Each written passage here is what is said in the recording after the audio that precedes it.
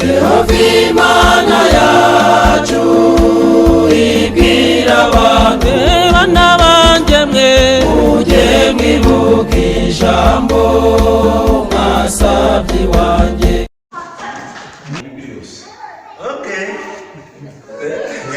Ibyo birimo gake ku 10 ntabwo hatandatu. Bibiliya bivuge mu kinyarwanda. Vuga mu kinyarwanda. Bibiliya ni ihuriro ry'ibitabo. Ni ukuvuga ngo hari ntuze Bibiliya. Ntabwo wasaba mu Bibiliya. Yego. Ahubwo yahoze ni ijambo ryavuye mu Kigiriki. Biblios. Yego. Biblios. Aha. Biblios. Yego. Irimo kuza Biblios. Ubwo ubutabo. Ibitabo bitandukanye. Yego. Dukora icyo bita Bibiliya ariyo Bibliyo. Yego. Okay. None uze rero sikuru Bibliyo kipeke Yihariye. Ishuri rya Bibiliya Yihariye. Okay. Bose abibonyeho bigeze ku 8. Agiye wongera andi abiriye b'ibicumi twebwe. Ibyo avuga byose nibyo habuzemo akantu gusa ka iyo. Haleluya. Amen. Ni ukuvuga ngo iyi Bibiliya dutunze. Haleluya. Amen. Iyi Bibiliya dutunze ni ihuriro ry'ibitabo byinshi. Nk'uko yabivuga. Ni ukuvuga ngo Bibiliya ni ikigereki, ni naho hakomokaho bibliothèque. Yego. Ihuriro ry'ibitabo. Yego. Noneho ibyanditsemo nibyo biri Bibiliyo. Yego. Niyo tubyita ibyanditswe kera. Abavuga mu Kiswahili nibo bita maandiko matakatifu. Yego. Niyo mpamvu babise Bibiliyo. Yego.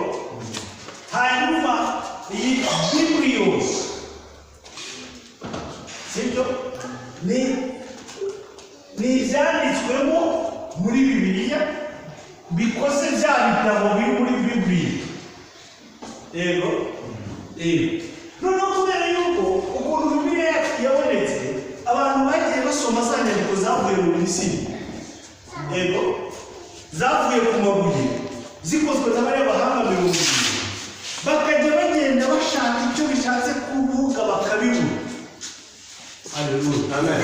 Imirongo badafitiye ubusobanuro bakajya bagenda bayandika biza kugeraho nanone bicara bakajya bakora igitabo cyanditsemo imirongo idafitiye ubusobanuro. Iyo mirongo idafitiye ubusobanuro niyo yagiye ikora udutabo tugera kuri 40. Abahanga 70. Abantu muzi imibare muraza kubyumva. Abahanga 70 bakoze ibitabo 54.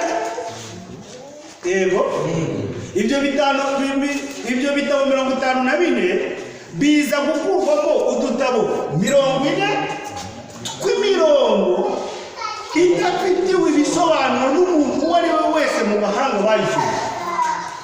Yego.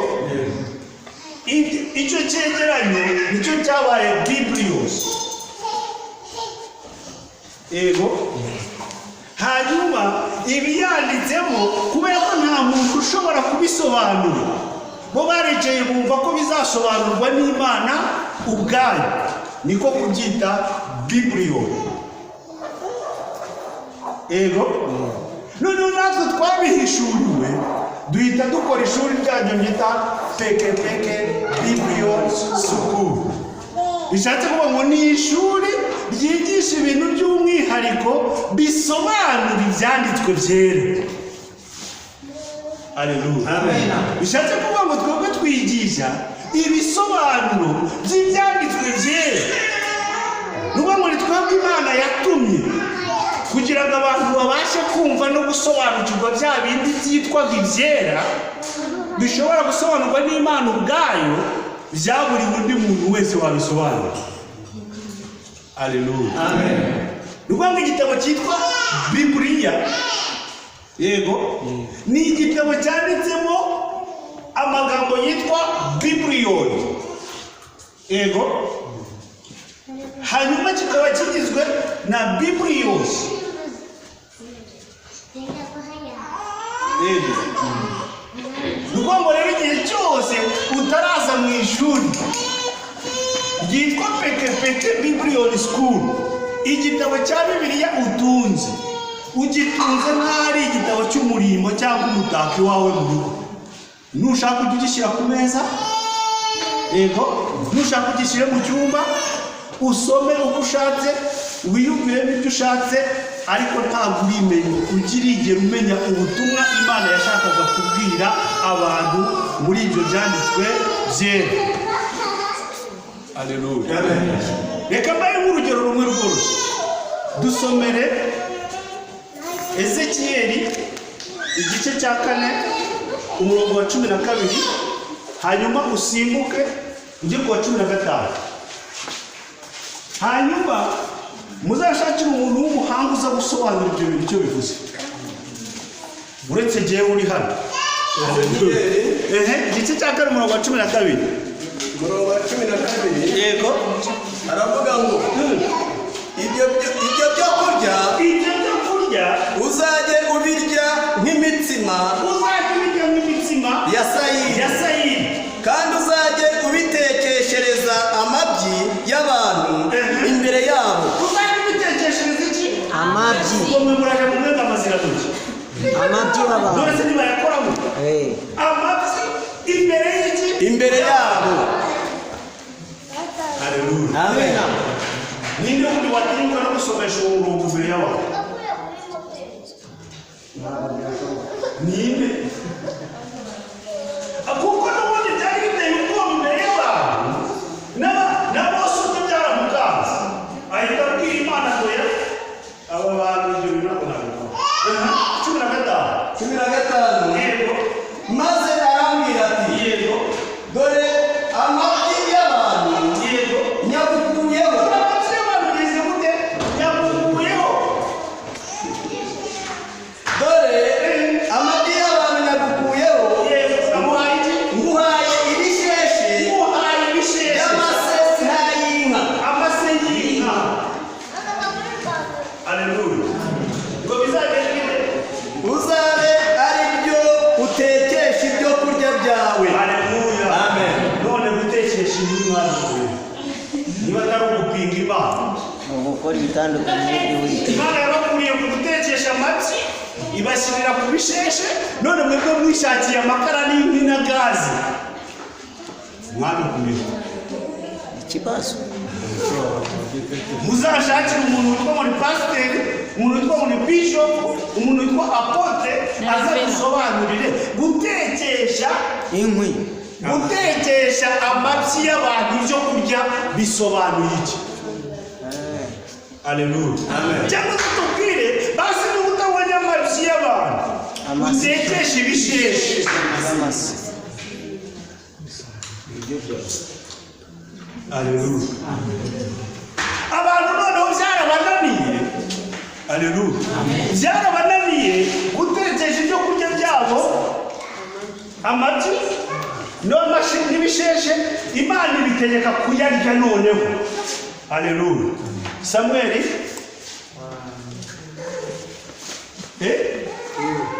Samueli bakaga sinamwe ntabwo muri akabiri. Yego, abami ba kabiri 18:27. Abami ba kabiri, Yego, 18:27. 18:27. Niba rero utabasha wowe kujya gufata ibyo kurya unabitekera imbere y'abantu ukoresheje amagi cyangwa ibisheshe, Imana iragutegeka kugira gute? Kuyarya. Nuko Rewashake arabasubiza ati, Ebushake. Rebushake arabasubiza ati mbese ngira ngo databuja yantumye kuri shobuja. Nagira ngo databuja yantumye kuri shobuja. Wawe ni shobuja yari Mose niwe wari warategetse ababwira ibyo bakora birananirana. Batuma undi muntu noneho wihariye wazanye mesaje nziza cyane isobanutse itarinda kubaririza. Haleluya. Niyantumye kuri shobuja namwe kubabwira aya magambo. Yantumye kubabwira aya magambo. Niyantumye kuri aba bicaye aba bemeye kwiga nta wundi bazatumwa uretse usobanura. Kugira ngo barire amabyi yabo, kugira ngo baba baze gusobanurwa noneho batazi gutekesha amabyi cyangwa ibisheshe, bazajya bafata amabyi yabo bayigire gute bayarye banywere inkari zabo hamwe namwe niba mwaraze kumva. Haleluya. Urumva ko none mesaje yigira. Haleluya. Amen. Nuko iby'Imana birasobanutse, ahubwo abantu nibo banze kwiga. Nubwo twabashyiriyeho ishuri risobanutse rigusobanurira ijambo kurindi. Haleluya. Dusomere Mariko igice cya 7 umurongo wa 20. Duhere kuri 17 kugeza kuri 23. Mariko igice cya 7 yego umurongo wa 10. Mariko 7:17 kugeza kuri 23.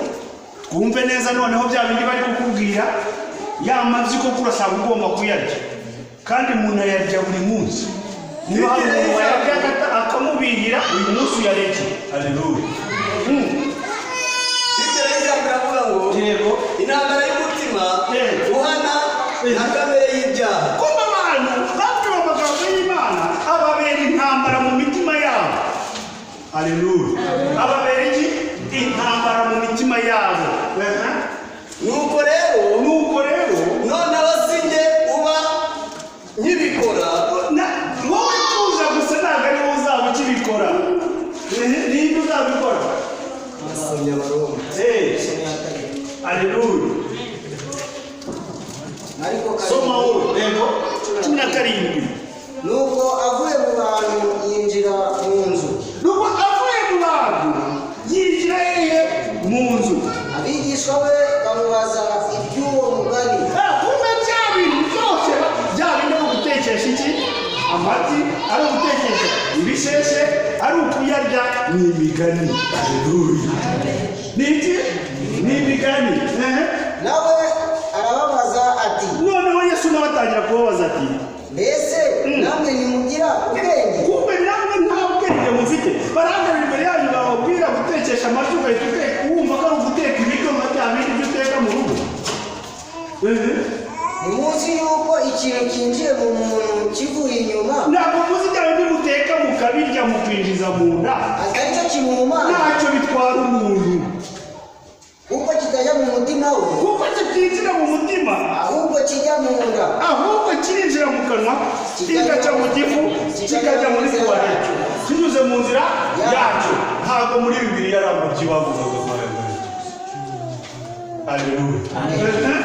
uko niko kubonezwa ibyo kurya byose. Ibyo ni uko kuko niyo nzira y'ibyo kurya bisanzwe bigomba kunyuramo. Aravuga ati, ibiva mu muntu nibyo bimuhumanya. Bya bindi biva mu muntu niyo mabyi ni nabyo bihumanya.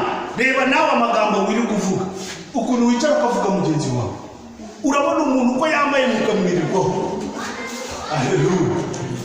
Urahura n'umuntu amaso ntaveyo uri kureba ibyo uza gusigara uvuga. Urahura n'umuntu rimwe ukamukritika mpaka umwaka wose ugashira. Ayo niyo mabyi Imana yavuga. Igihe uri kubibwira umuntu akagutega amatwi bari kurya iki?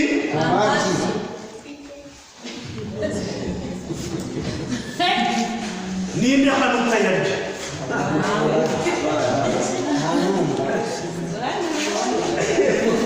Uyahoraho cyangwa atayarya? Nutayarya wowe uyitamitse umugore wazanye twagiye. Nk'uko mu mitima y'abantu Kuko mu mitima y'abantu habamo imigambi mibi, habamo imigambi mibi. Ntayigira yavuye guheka no gusambana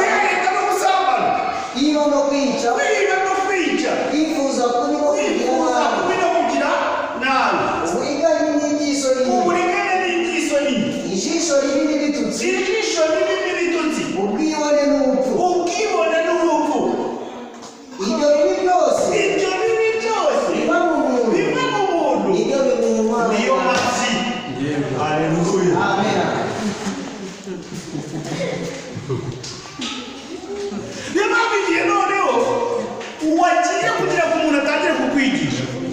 Yesu niyo yavuze ngo duhereze abana bato amazi, wowe uregeye nk'umwana muto ugiye aho bakwigisha, nabo batangiye kukwigisha ko wakunda uko byanditse. Yego uri kumwe nkana. Amabyi yahabwa n'umuntu, ingaruka zihabwa n'umwigisha, ariko babashumba na kugira. Aleluya. Amen. Wageze kuri 23? Yego. Wahageze? Yego. Reka rero mubwire abantu utazongera gutega amatwi bashinzwe gutekesha amabyi n'ibisheshe no kugaburira abantu iyo myanya. Ezekiyeli 34 umurongo wa 11 ugeze kuri 13 usimbukije kuri 19 duhite tunasoza. Uwatwumvise n'uzatwumva azaba ari hose azaze tumugaburira ibyo kurya bimeze neza kugira ngo ntazongere kurya iki amabyi no kunywa inka.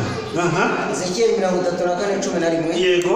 Aravuga ngo umwami w'Uwiteka aravuga ati, umwami w'Uwiteka aravuga ati, dore nge ubwanjye ngiye kubaririza intama zanjye zishake uko umwungeri ashaka umukumbi we. Aleluya. Uko umwungeri ashaka iki? Umukumbi. Umushumba dufite hano ku isi ni nde? Ni Imana ubwayo. Nta wundi mushumba Imana ifite hano kuri iyi si. Abantu bita abashumba mubabwire ko nta murimo bagifite. Aleluya. Amen. Uko umwungeri ashaka umukumbi we mu gihe ari mu ntama ze, igihe ari kureba intama ze zatataniye kure, niko nshaka intama zanjye. Aleluya. Amen. Niko Imana iri gushaka intama zayo. Intama z'Imana zaratatanye. Ngaho urajya kumva ngo hariya Katolika, Restoration, Anglican, ese mu bantu niba Imana ari imwe, yego, Yesu akaba ari umwe n'Umwuka Wera ari umwe, kuki bagiye gutatangira hirya no hino? Aleluya. Hari ushobora kuzamura igisubizo impamvu batatanye? Reka none ibyo tubyihorere. Niba bose bakurikiye Imana imwe, aleluya, birashoboka ko ushobora gufata icya 10 cyawe uri umudivantiste ukakijyana muri Katolika. Ese padiri ashobora kujya gusoma misa muri Zion, muri Restoration? Ayo macakubiri yavuye he? Niba twese turi ubwoko bw'Imana, abantu bakwiye gupfukama bakajya hasi bagasaba Imana imbabazi. Aleluya. Amen. Kandi nzazizana nzikuye mu mahanga. Imana y'ubwayo igiye kwishakira intama zayo zikuye mu mahanga yose, iziteranyirize hamwe muri Pekepeke Biblion School. Aleluya. Amen. Nzazizana nzigeze mu gihugu cyazo bwite. Ziragira mu misozi ya Isirayeli. Iruhande rw'imigezi n'ahadatuwe hose ho mu gihugu. Aleluya. Vaho ngaho ushaka azakomeza ageze kuri 19. Yego. Nuko ngo rero intama nizemera kuza zigatuzwa ku mazi atunganye, hari icyo tugomba kuzikorera. Aleluya. Urabona nk'iyo umwana, abantu murabizi, ushobora kubyara umwana ahandi warahise ukamuzana mu rugo, muri urwo rugo nubwo ari iwabo ntabwo azi aho tuwarete iba. Yego. Ntabwo azi aho igikoni kiba, ntabwo uzi aho amasafuriya n'ibyombo bibitse. Icyo dusabwa rero ni itegeko Yesu Kristo yasize hano ku isi, riboneka muri Matayo 28 umurongo wa 19 kugeza kuri 20. Iri ni ryo tegeko rya nyuma. Umuntu utari gukora ibintu bigaragara muri iri tegeko, uwo muntu nta mwanya afite n'umwe wo kuba yavuga icyitwa ijambo ry'Imana imbere y'abantu. Matayo 28:19. Nuko mugende muhindura abantu. Umurimo uyu munsi uhari w'Imana ni ukujya gushaka abantu b'Imana tukabahindura bakaba abigishwa. Aleluya. Bakaba ki? Abigishwa cyangwa bakaba abakristo. Mubabatiza mu izina rya umurimo tugomba kubakorera mu kubabatiza mu izina rya Data wa twese. Umubatizo wa mbere n'umwana kubabatiza mu izina ry'umwana, umubatizo wa kabiri n'umwuka wera, ukababatiza no mu mwuka wera. Haleluya. Ni ibintu bitatu gusa ku muntu wemeye kwigishwa. Kubatiza umuntu mu izina ry'Imana Data ni ukumwereka ibyaha bye bimuteranya n'abantu, akandi ukamufasha kubireka. Kumubatiza mu izina ry'umwana ni ukumwereka ibyaha by'imbere, ishyari, inzangane n'inzika, cyane kandi nabyo birunze muri twebwe muri iki gihugu cy'u Rwanda. Hanyuma kumubatiza mu mwuka ni ukumuhereza imbaraga z'umwuka wera, akajya nawe guhamya Imana ku isi yose. amena. Umuntu akabaye umuntu w'Imana, ntazongeye kuba mu bubata ubwo arimo bwose ubw'idini cyangwa itorero. Yego 20 mubigisha kwitondera ibyo nababwiye byose, kubigisha ibyo Yesu yavuze byose. Niba udafite ibyo Yesu yavuze byose, ntuzongere guhaguruka imbere y'abantu ngo ubigishe. Ishuri ni rimwe gusa, ni Pekepeke Biblion School. Nibyo bafite ibyo Yesu yavuze byose. kandi dore ndi kumwe namwe iminsi yose kugeza ku mperuka. Baba niyo bavuga ngo Yesu azagaruka. Yesu yamaze kugaruka kera, ahubwo ari muri ishuri aho bari kwigishiriza. Aho niho usanga Yesu, aho niho umwakira nk'umwami n'umukiza, akayobora ubwenge bwawe ukava mu bujiji ukaba umuntu w'Imana kandi utunganye, mu izina rya Yesu Kristo umwami wacu. Amen.